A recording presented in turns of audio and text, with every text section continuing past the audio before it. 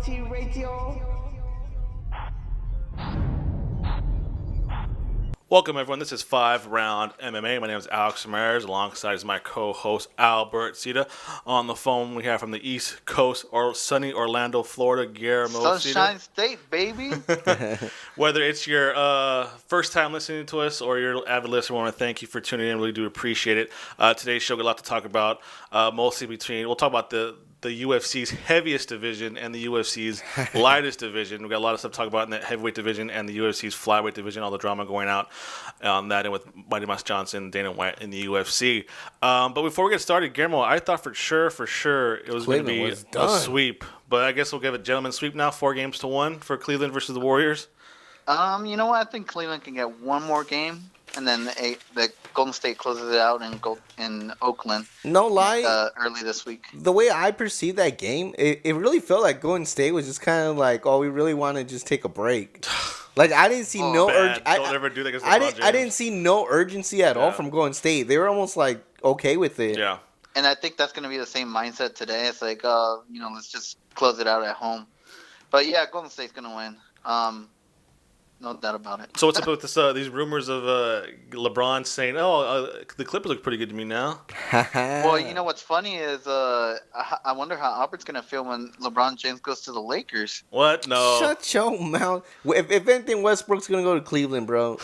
Well, I heard team president was talking to business manager of LeBron James over the weekend. For the Lakers? Yeah. Oh, wow. Where have you guys been, man? It's on ESPN, well, bro. I'm not going to lie to you. If the headline has anything to do with LeBron James or whatever, I don't click. I don't even read it. Yeah. But if I do see something on Lonzo Ball, I click like everything. Yeah. I've also been binge watching on Netflix, so that's probably why. I mean, House of Cards did just come out, so it's kind of like I've been shut out the outside world when it comes to sports, but not MMA because we have a lot to talk about this week. So let's get started. Round number one, guys. UFC Auckland took place this past Saturday as a main event between Mark Hunt and Derrick Lewis in New Zealand. Not the Albert, you have the timer. Yeah, I got the time. Not the finish I thought it was. Mark Hunt scored a TKO victory over Derrick Lewis. I picked Derrick Lewis win. A lot of people still pick Derrick Lewis win. But Mark Hunt. Oh, you did? I think you did. Guillermo did, yeah. So Mark Hunt in the fourth round at 3 minutes 51 seconds. Now Mark Hunt kind of threw a wrench in the plans of the future of the heavyweight division because last week we talked about Plan A being Cain Velasquez, Plan B being Francis Ngannou, and Plan C being Derrick Lewis as far as, future title contenders, people they could put in the main event spot in the heavyweight division. And now that kind of throws a wrench in it, especially with Derrick Lewis saying he wants to retire now after this.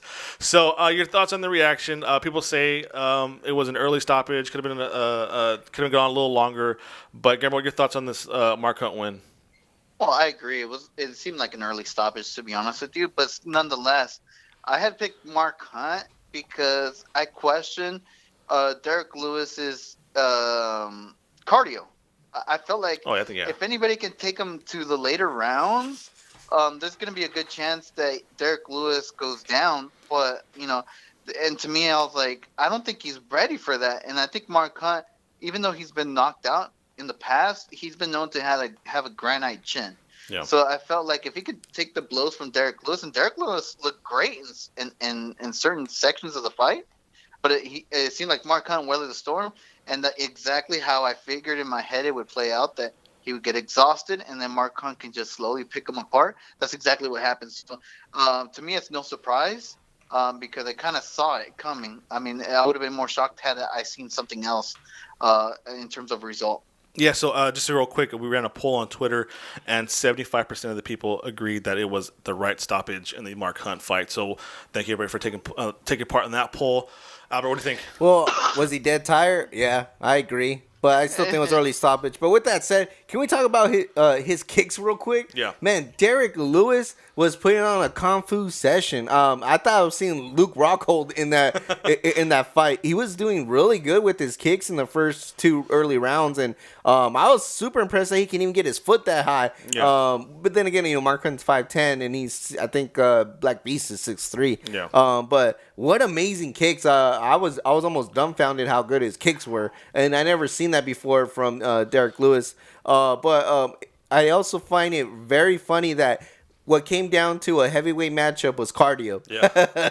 It's almost laughable, like that it was about taking someone to deep waters in a heavyweight division, and Yeah. it's not a Cain Velasquez fight. Yeah. I thought for a minute there that Derrick Lewis wasn't necessarily gassing out on that third round, but more he was just kind of slowing down his pace.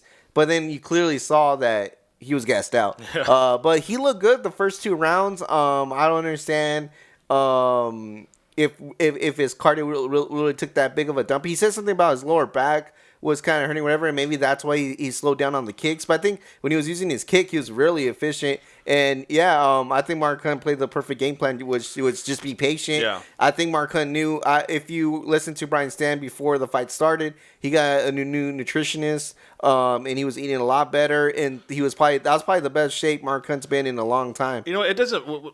The thing is, like, whatever Mark Hunt does, it doesn't matter anymore. He's not gonna. I mean, he could get a title shot, but he's been there a lot of times already.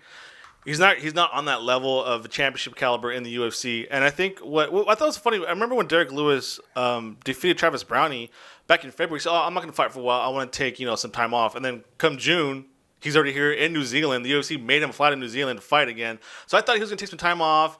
Because what really bugged me was all of a sudden now, after he lost, people on Twitter were saying, he's never was any good anyways. Wow. He was just a regional champion. He was never really any good anyway. So now he's been exposed. Exposed to what? This is his. Hold on. Hold on. This is his 1, 2, 3, 4, 5, 6, 7, 8, 9, 10, 11. This is his 12th fight in the UFC, and he's only lost 3. How's he been exposed just barely now? And it's really bugged me out. People, I think even some industry so-called professionals are saying this too. Like, he's been exposed. This is who Derrick Lewis is, and he should retire anyways. I mean, this is a division that's so desperate for new blood that Mark Hunt winning. Great for Mark Hunt. This is his hometown. Cool. Everybody loves Mark Hunt. And but as far as the big picture, this throws a big old wrench in it because now we got Cain Velasquez again against JDS in the near future. Which when that happens, people should shut up and say, this happens again. Well, you guys, this is exactly what happened. You guys wanted it to happen. So, I mean, Guillermo, what are you gonna say? Go ahead. Well, I was going to say the real question here is the only thing that was exposed was exposure or a learning experience for Derrick Lewis. Because if he wants to compete in the championship level, it's 5 rounds. And if you really look at Derrick Lewis, he looked great. Had this been a 3-round fight, Derrick Lewis probably would have won the fight unanimous decision. So let's look at the positives here. Is that had it gone 3 rounds, Derrick Lewis wins. He gasses out in round 4, he loses TKO on an early stoppage, I felt. Now going forward, hey, let's work on your cardio. Let's work on those championship rounds because now if you really want to compete in the championship level, the round 4 and round 5, when you get taken to that distance, now you have experience. Now you have that under your belt. Now you know what to look forward to. Now you know how to train even harder or better because if you happen to get to those round 4 and 5, now you know what to expect. So I think it's more of a learning experience for Derrick Lewis.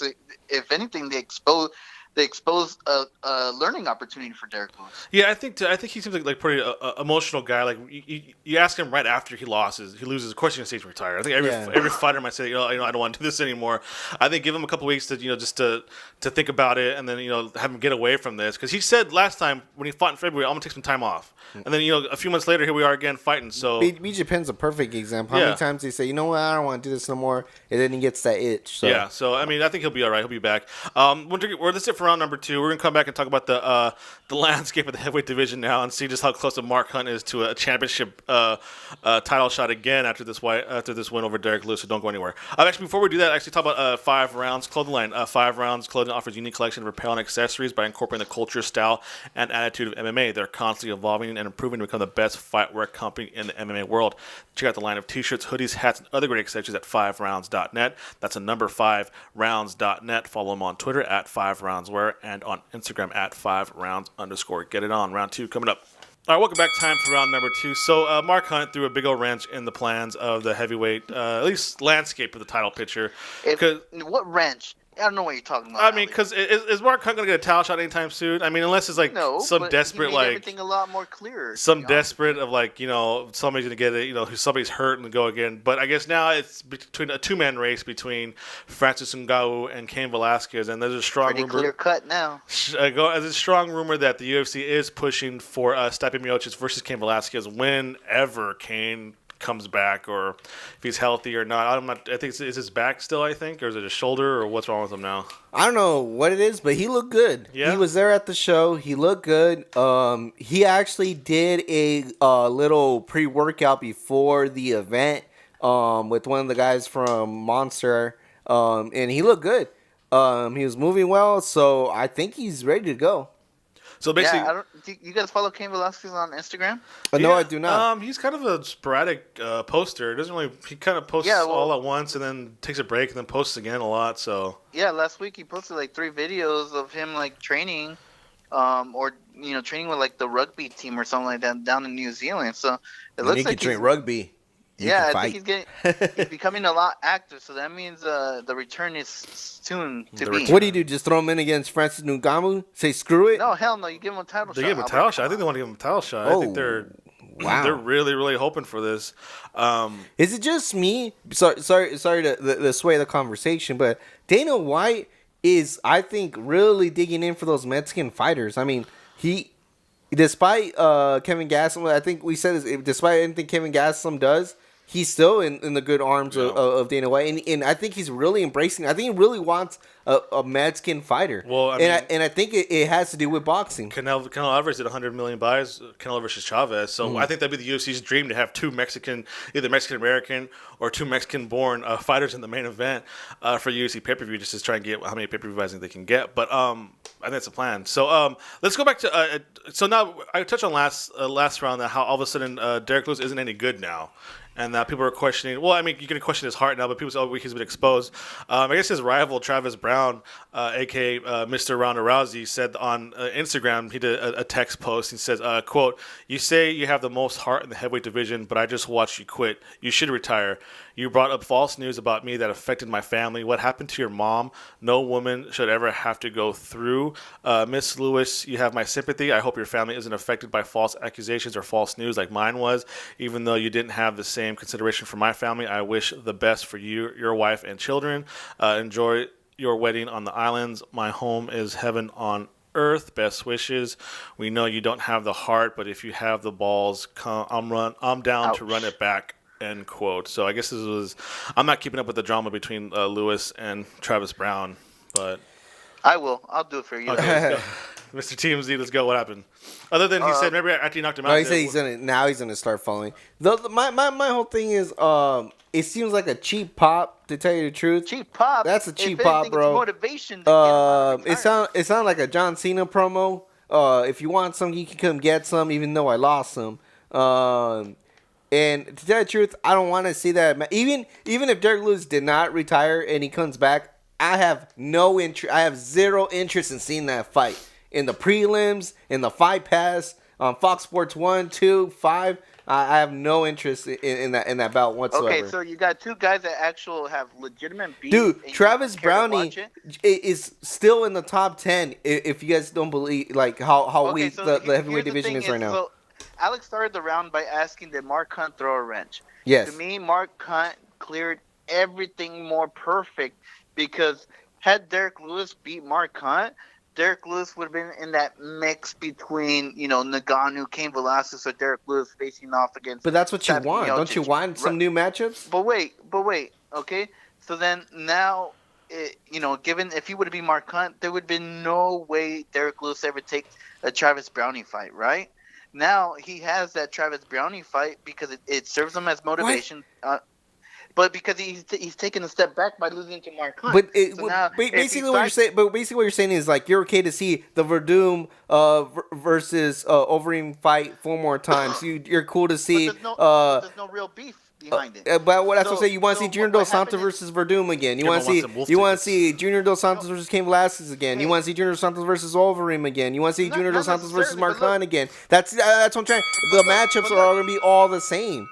No, but look, Derrick Lewis. Usually, or any other fighter. You're talking about one match, Guillermo, and you're sacrificing. You're sacrificing one to get your one match. We're gonna get a bunch of 12 other matches that we've seen in the past like 2-3 years. Well, those matches still exist though, because Derrick Lewis hasn't faced. No, because then Derrick Lewis could run the gauntlet, get some fresh faces out there, fresh matches. So they wouldn't Ngannou. Just spread them in half. Let him run the gauntlet. Yeah, but regardless, you gotta pick one. So Cain Velasquez looks like he's gonna get the title. Ngannou faces Junior Dos Santos or Alistair Overeem. That still leaves Derrick Lewis if he beats Travis Browning. But you set up that matchup because usually there's respect after. They cut the beef unless you're Nate Diaz. Then you never cut the beef after the fight. But in reality, the Derrick Lewis versus Travis Browning, there was more beef talk after the fight than there was before the fight. So just that alone, I think deserves a rematch. So the round is over. We gotta get to here, but just so everybody knows, Travis Brown is scheduled to fight at UFC 213 on July. What day is it? July 8th against some Russian heavyweight. I'm not even going to attempt to say his name because I'm going to butcher it. It's going to sound nothing like it at all. I'll butcher but it. if you want it, go check out the UFC 213 card. His opponent actually has a record of 51 wins, 10 losses. He's been fighting since 1997, and he is, how old is he? He is 39 years old. Let me throw a pronunciation out there. Ready, Guillermo? Alikisi Aliknik. Whoa, I was way off. Yeah. And his nickname isn't that much better. The Boa Constrictor. And this is going to be his fifth fight in the UFC. He's beaten Anthony Hamilton. He's beaten Jared Rosholt. 51-10. So damn. We'll see with that. Also, real quick too, Francis Ngannou took a shot at Derrick Lewis too on Twitter last night by saying Lewis said I win Arlovsky because he's 37 years old, but Mark Hunt's 43 years old. Beat he like a baby. Beat he like a baby. I'm getting on the shirt. Beat he like a baby. That's it for round number 2. We're going to come back and get into this Demetrious Johnson and the beef with the UFC and how he exposed the dirty tactics that the dirty promoter fight promoter Dana White is. Down. So we'll get into that next. Before we do that, let's talk about Mobilitas Mobility Tools, the best mobility tools on the planet. Durable, portable, manufacturer release products designed with more grip to help you improve performance and recover faster. Visit yourjointsshouldn'thurt.com for more information. They're also on Instagram at Mobilitas. They're also on Facebook, and visit youtube.com/yourjointsshouldn'thurt for great tutorials on how to get the best workout possible. Round 3 coming up next. All right, welcome back. A lot of meat on this bone here. So I'm going to start with a quote here. Too much meat for this flyweight division. This is a quote. Unfortunately, UFC's mistreatment and bullying has finally forced me to speak out. I've decided to speak out now as I feel like my values as a character and as a person and as a fighter are being tarnished by an organization I've done nothing but sweat and bleed for over the last 7 years of my life. If it takes me speaking up and encouraging other fighters to band together to start getting fair treatment, then so be it. End quote. That was the opening paragraph, one of the opening paragraphs from Demetrious Johnson in his about 2,000 word response to the criticism, I guess, Dana White's been given for not accepting the TJ Dillashaw fight. And he goes into great detail how there was a fight agreement between he and Ray Borg. He actually kind of threw matchmaker Mick Maynard under the bus because, like, hey, Mick's saying this, Mick's saying that. Like, Mick Maynard was like the middle guy between UFC Dana White, President Dana White, and Demetrious Johnson. There's a lot of stuff, and you go to FiveRoundMMA.com to read it here. But it kind of says how all of a sudden the UFC changes the plans no matter what. That, hey, you know what? No, you're going to fight Dillashaw, and I'm going to make it happen.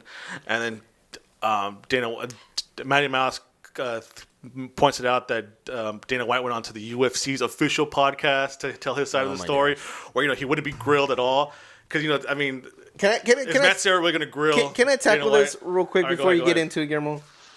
Let me just say one thing, okay?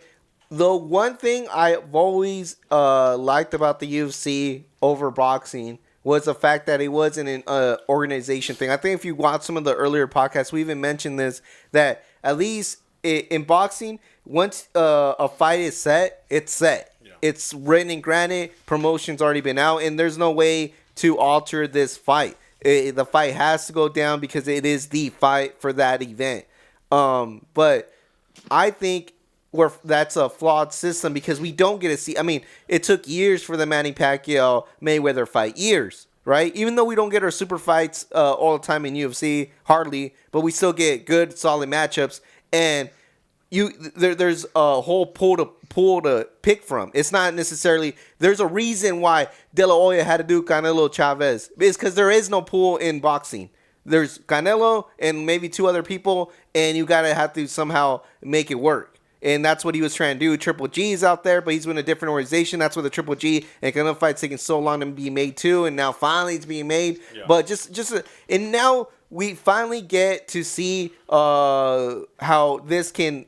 By having an organization, it's almost a lot better because all the fighters can now, technically fight each other. We finally get to a point where, you know what? Let's see a former bantamweight champion, just a story alone, fight the current and only flyweight champion who's about to break Anderson Silva, who is the UFC legend. There's no one above Anderson Silva right now. Demetrious Johnson can go there. The drama's there, the story's there, and then we get this crap.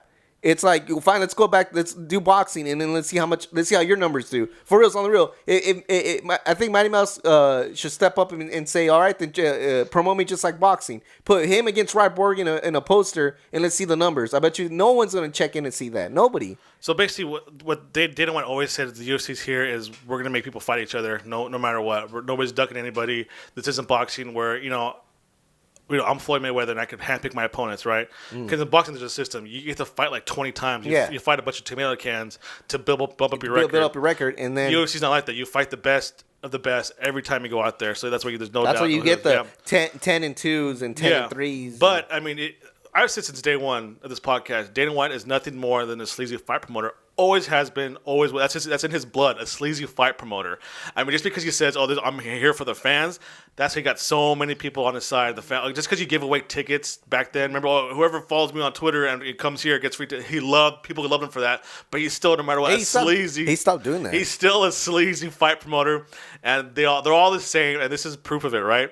But at some point, too, I also agree with you that, hey, you know what, if you want to fight the best, fight the best. But I think if it was any other fighter, this wouldn't be an issue. But the fact that Mighty Mouse has been so consistently good for so long that, hey, but okay, let me go back here. But the whole thing about, like, you fight who you want to fight, this go throw out the window when you have Conor McGregor picking and choosing his fights. When you have Michael Bisping pick and choosing his fights. Stay consistent. Have the best fight the best. It's not happening anymore. It's not happening anymore. So you can't say, oh, this is what we want to do. No. And basically, if you read this, according to DJ, it sounds like Dana White is pushing, is working for TJ Dillashaw, not Mighty Mouse. Or TJ really wants this fight. TJ feels he could do it. Okay, well, what about I'm the champion here? Why are you forcing me to fight this when I'm the champion? Guillermo, what do you think? I kind of went off on a tangent here, but yeah. We just ended the round. Aren't we going to continue it for the second round? Let me get Guillermo's real quick, and then we'll go on the championship rounds. I was going to say, I let Albert talk because, first of all, it was a tirade going nowhere because, you had, like you said, Alex, you have Michael Bisping, Conor McGregor calling their shots. Why can't Mighty Mouse call his shot? And talk about the fights that we never got. We never got Anderson Silva versus GSP. We never got Anderson Silva competing at the light heavyweight division besides older retiring guys. Yeah, at a serious level. We never got John Jones facing off against a heavyweight like what was told to us. Now we'll never see Conor McGregor drop down to 145. Or maybe not even the UFC ever again to see some of these matchups we were promised to ever see. So the fact that you just point out at only Demetrious Johnson, Albert, you're exactly like Dana White, hypocrite, and you only pick out your favorite fighters as well and back them up and not back up the current champion and the current guy that's going to break the records. It's obvious that nobody wants to see this guy break the records because obviously it's not Dana White's boy. So if it was Dana White's boy, yeah, give him Ray Borg, and he already has he breaks the record, right? Yeah. But no, let me throw TJ Dillashaw out there. Yes, I'm going to get more numbers out of it, but Anderson Silva's always been my guy. I'm not going to betray him just because Demetrious Johnson, a flyweight that I don't even care for, right? So I don't know. I just think, like Alex said, to end it, as long as he stays inconsistent, I'm consistently against anything Dana White says. Yeah, true. So that's it for round number 3. We're going to take a small break and come back and get Dana White's response to this and also look at TJ Dillashaw's response to DJ's letter. And actually, Cody Garbrandt actually had a good rebuttal to TJ's response to this. Ooh. So, yeah, that's it. We're going to come back and talk about there's a lot to talk about. We probably did a whole show on this, but that'd be a little boring. So we're going to take a small break and come back into the championship rounds. But before we do that, let's talk about Rockin Green. Rockin Green is an award-winning manufacturer of eco-friendly cleaning products designed to make cleaning easier and greener. Rockin Green products are all natural-based cleaners and are made with biodegradable plant-based ingredients. Visit rockingreen.com for more information and to visit their great line of products. They're also on Facebook, Instagram, and Twitter. Rockin Green, stay clean. Championship rounds coming up next. Welcome back. Time to enter the championship rounds. Let's continue this conversation with Demetrious Johnson in the UFC. So I think TMZ got a hold of Dana White somehow because that's what they do. And he said, what did he say? Quote. What did he say? Quote, the media claims he's the pound-for-pound fighter, best fighter in the world. White told TMZ. He said, I think Conor McGregor is the best pound-for-pound fighter in the world.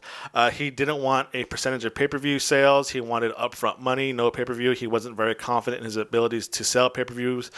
He was the lowest selling pay-per-view in the history of the UFC in the modern era, end quote. It's talking about Mighty Mouse Johnson. This is a quote. This is, of course, coming off of a couple months ago when Dana White said Demetrious Johnson is the best pound-for-pound fighter in the world after he demolished Wilson Reyes. So, again, a sleazy fight promoter, as always. People, just because he gave tickets away in the beginning of the UFC doesn't make him a good guy.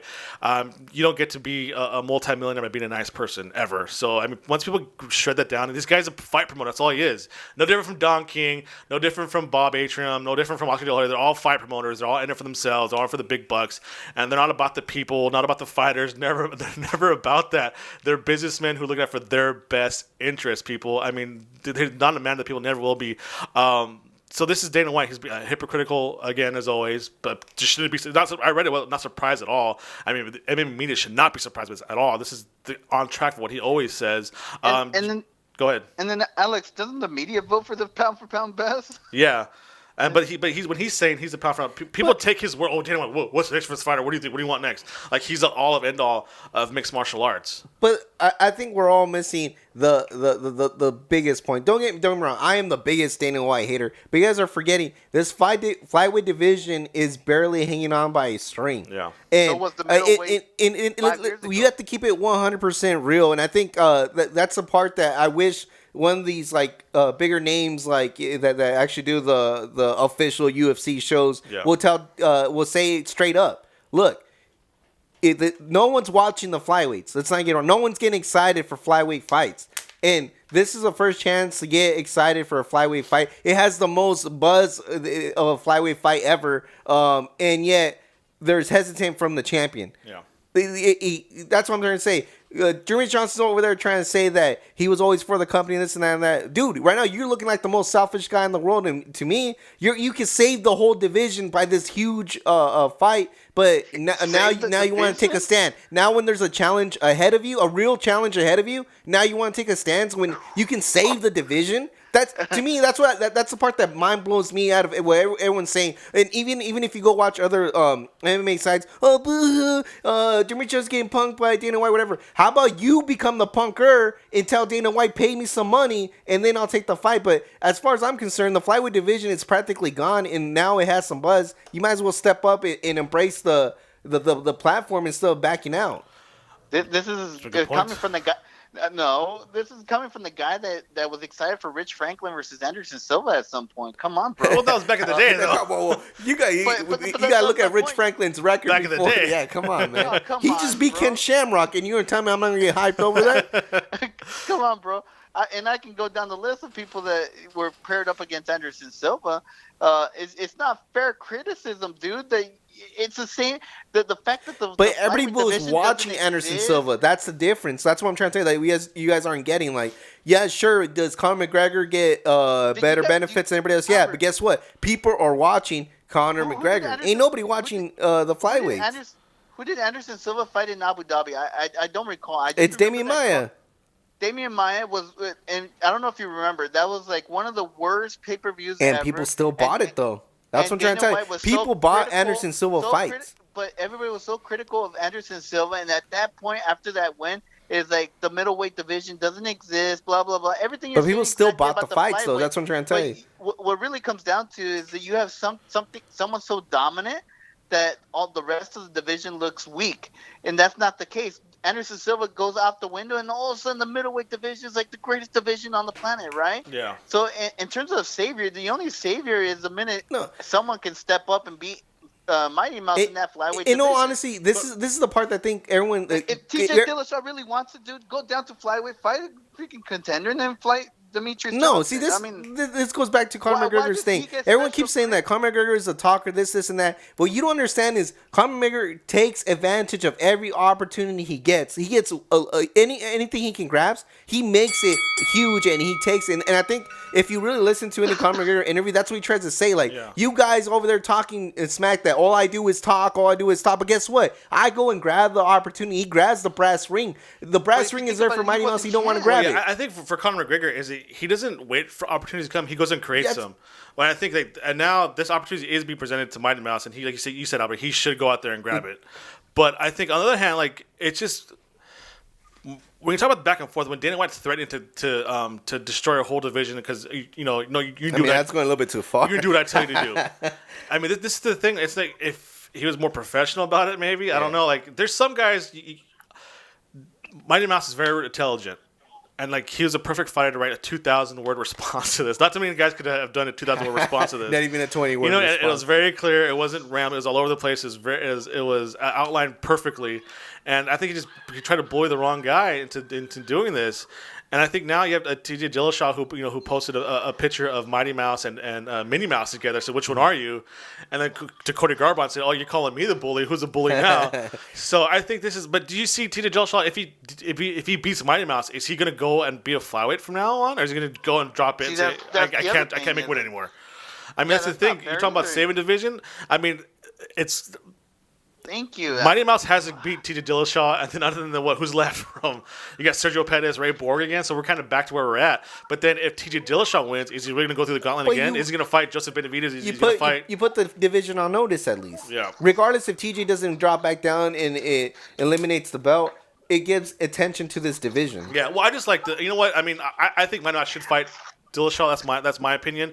But we just wasted 2 rounds on the flyweight division. The divisions. And you know why? Because it's TJ versus DJ. When was the last time we ever spent this much time on the flyweight? I just like the fact that Mighty Mouse called out Dana White and the UFC's tactics, and people can finally see DJ versus Dana. Dummy. But I just like the fact that Mighty Mouse called out Dana White, Sean Shelby, in the UFC, and pointed out this is how they kind of forced their way into typical storyline. They are. They're fight promoters. That's all they are. Fight promoters. No different from Don King. No different from anybody else. That's what they do. They're not a man of the people or for the fans. They're just fight promoters. That's all. No more this Dana White, wanting to know what his opinion is on Twitter and press conference and stuff like that. He's a dirty fight promoter. Like all of them. What's that for Oscar De La Hoya? He seems kind of... He's an upstanding gentleman. Yeah, there you go. I met him a couple times. There goes our media passes to UFC. We're like, we'll get them anyways. They'll listen to the show. That's it for round number 4. We're going to take a small break and come back and enter the champion with actually the 5th and final round. Before we do, let's talk about Redemption Martial Arts. The Army Foundation is a non-profit organization with the primary goal of bringing awareness to the bullying epidemic and providing people with accessible training and resources to help them combat bullying confrontations. And we'll probably get our media passes revoked now, huh? Yeah. Hey, if Aaron Hawani still can get passes, I'm pretty sure we can. That's true. Yes. We're not. I think we're not sheer dog level yet, are we? Nah. I got nothing against Sean Shelby. I think he's a cool dude. That can help. Team RMA consists of individuals from all walks of life who share a common passion for making a difference and serving as anti-bullying activists. If interested in becoming a member of the RMA team or want more information, visit redemptionmartialarts.com. They're also on all forms of social media. Rise up against bullying. 5th and final round coming up next. Welcome back. Time for the 5th and final round. Let's get back to action inside the octagon. But before we do that, let's talk about FightBookMMA.com. FightBookMMA.com is the only place where you'll find real combat sports news from all over the world. A website you can trust with accurate news from MMA, kickboxing, and boxing. They cover everything from local promotions to all the major ones like UFC, Bellator, LFA, King of the Cage, Golden Boy Promotions, the boxing and line fight promotions from Muay Thai. They're all there under one great site. They also have a great podcast section with a great collection of combat sports podcasts. That's FightBookMMA.com. Just bookmark it, and you're there. You're good to go for all your MMA news. They're also on Facebook, Instagram, and Twitter. FightBookMMA.com. 5th and final round. UFC Fight Night, Holm versus Correia, June 17th. Yeah. June 17th in Singapore at the Singapore Indoor Stadium. Main event. women's bantamweight, Holly Holm has given up her shots at becoming a UFC women's featherweight champion, and will just take on Bethe Correia, former title contender, against Ronda Rousey. I think it's not necessarily that she has given hopes. It's the fact that the featherweight division in the women's side is beyond up in the air. It's not even really a division. So with that said, what else are you going to do? Especially with how many losses she racked up? 3 in a row. Yeah, she needs a win real badly. So I think she's not in the driver's seat. And we took this fight just because of that. It's still a high-profile fight, and she needs a win really, really badly. Yeah, and Bethe Correia coming off a draw against Marion Reneau. She did beat Jessica Ai back at UFC 203. It was a decision split. And before that, she dropped a decision to Raquel Pennington. Also on this card, Andrei Arlovsky versus Marcin Tybura. I'm butchering names. That's what we do here at FiveRoundMMA. What's the name? Butchers of names here. Stungan Kim against Colby Covington, and then Rafael dos Anjos, former lightweight champion, going against Tariq Seferdine, his welterweight debut, I believe. Guillermo, what on this? This is actually a pretty good card, right? Bruce Leroy's on this card. Takeru Gomi's on this card. Yeah, names. The fight I'm looking forward to the most is that Rafael dos Anjos versus Tariq Seferdine. I mean, at one point, Tariq Seferdine at one point was a legit contender. Now he's kind of falling off a little bit. But it's a good stepping stone for Rafael dos Anjos. I mean, like, it'll be interesting to see. I mean, he was just champion not too long ago, and he just abandoned the division altogether after his loss to Eddie Alvarez. So it'll be interesting to see if he's competitive at welterweight. Because I don't know, you guys correct me, but wasn't he always considered a big 155er? Dos Anjos, yeah. Yeah, he was. Yeah. So now I don't. But see, Benson Harrison was considered a big 155er, but then when you see him against the 170 guys, I mean, you clearly see that he does not belong in that division. My next point is, like, it'd be interesting to see size, weight, or I mean, just his body in general at 170. But you're talking about a legitimate former champion, so. You saw Cowboy Cerrone make the jump, and he was successful. You saw Benson Henderson make the jump, not be so successful. So it'd be interesting to see if this guy, and then you have Conor McGregor, who fought Nate Diaz. So you know these 155ers going to 170. It's a hit or miss type of thing. So it'd be interesting to see if Rafael dos Anjos is a hit or miss. But I think one thing has been for sure, and they do look like this. Even Cowboy Cerrone looked small against when he fought Mazadov. He looked small.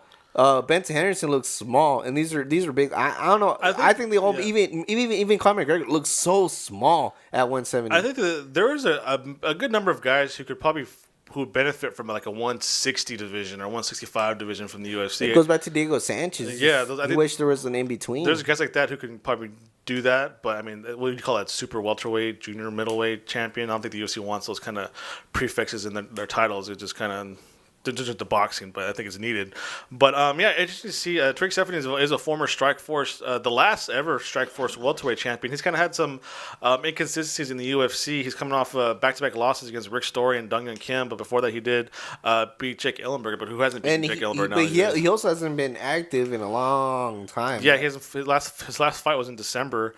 So see if he can really kind of get the ball going. He never has to. Stunga Kim's always fun to go. And Andrei Arlovsky, this is his first fight since he lost to Francis Ngannou. He's actually currently on a 1, 2, 3, 4 fight losing streak. Well, this is when he was so close to becoming getting a shot at the title again. Speaking about new heavyweights.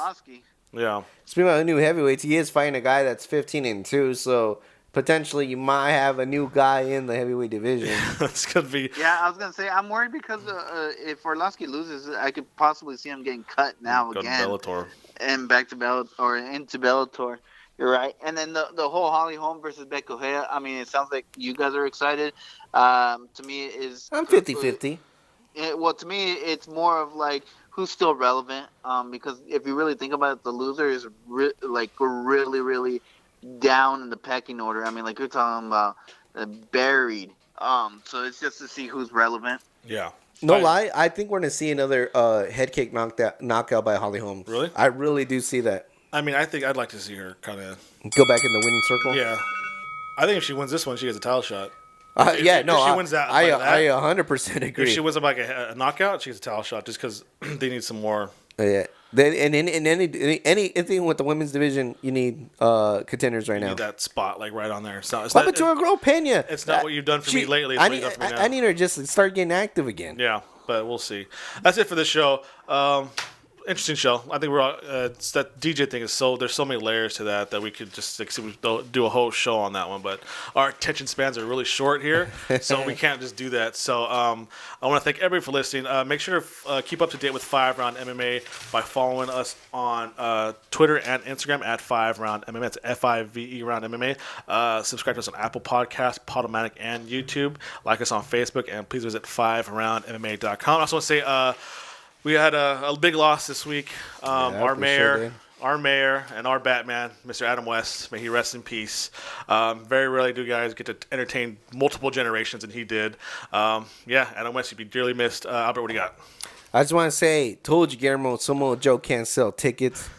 Great balls of fire. Cedar Wars. Check it out. Damn it. Oh, yeah. The cream of the crop. You are now listening to FRMMA Radio.